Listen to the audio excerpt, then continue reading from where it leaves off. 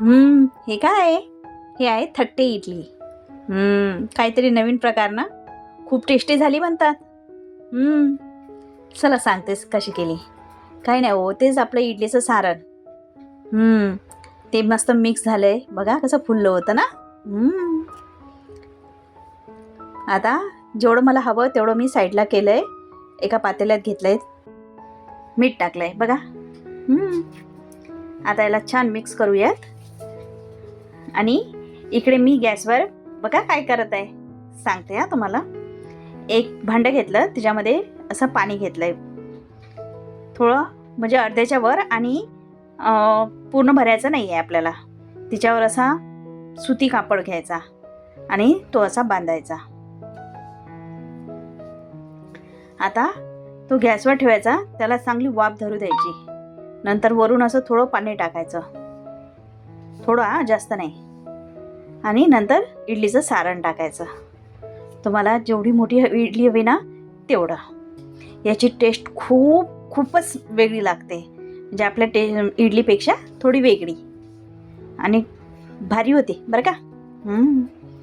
आणि झाकून 15 मिनटं होऊ द्यायचं. बघा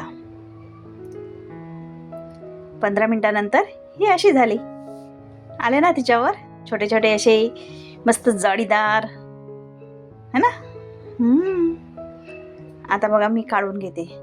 काढताना मी असं उलट्या साईडनं, चमच्याच्या उलट्या साईडनं काढण्याचा प्रयत्न करते.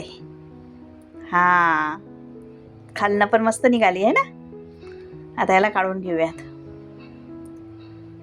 तुम्ही डायरेक्ट कापड काढून पण करू शकता, पण मला आणखीन इडल्या करायच्या होत्या म्हणून मी कापड तसंच राहू दिलं. बघा कशी झाली. आता आहे ना हिच्यावर चटणी टाकायची.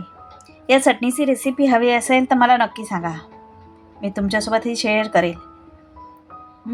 कारण या चटणीने काय, म्हणजे मी म्हणेल की हा एक वेगळी आणि खूप टेस्टी चव येते.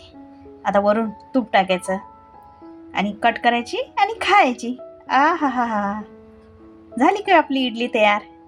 कोणती इडली? थट्टी इडली. खूप टेस्टी होते.